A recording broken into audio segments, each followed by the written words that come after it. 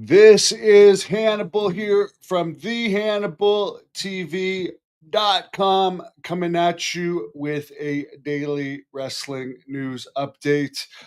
One of the wrestlers that is on the list with Demolition and Psycho Sid that people always ask why he isn't in the Hall of Fame has been Lex Luger, the total package.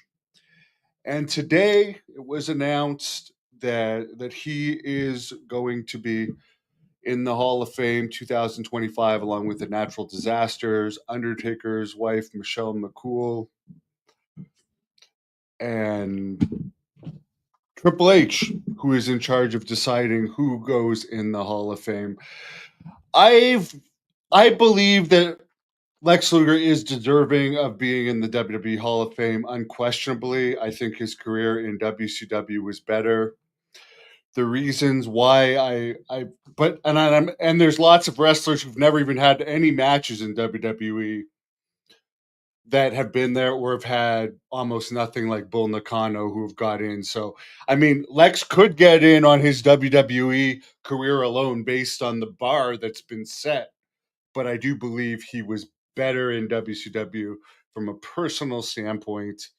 I liked both of his runs in WCW far better than his time in WWE. Some of the reasons why I think he was not put in until now is him leaving WWE abruptly and joining WCW, appearing on the first Nitro, which gave the first Nitro a real boost. If it wasn't like that, made the show talked about.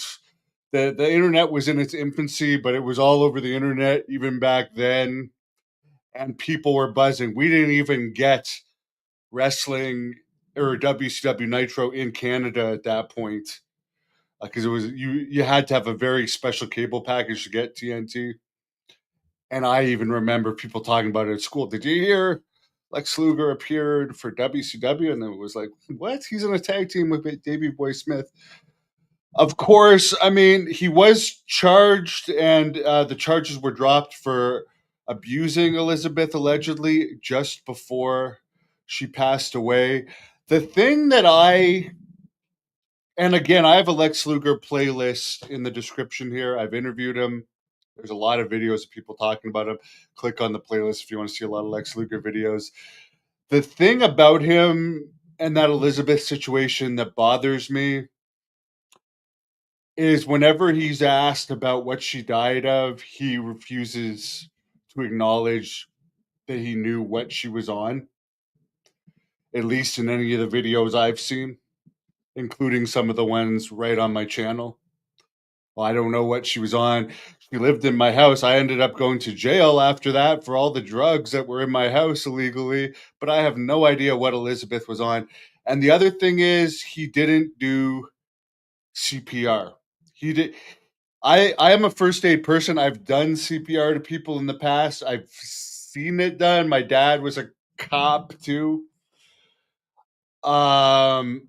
I even managed to save my dog's life a few years ago by doing a version of animal CPR. I do believe, I'm not saying he could have necessarily saved her, but if he had kept her alive until the ambulance got there,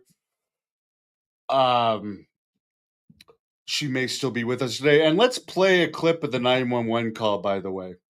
Let's just play a clip for anyone that doesn't understand what I'm talking about, that I don't think he did as much as he could have to save her. Let's just play this right now. She's laying on the floor. I tried to pick her up. I tried to... Okay, what I want you to do, I want you to go over and see if she's breathing. I can't tell. Please send somebody here who knows what they're doing. He's not willing to help. I understand that, sir. I have somebody try on to the do way, some first responder but if she's stuff. not breathing, you need to help her breathe. You need to find out whether or not she's breathing.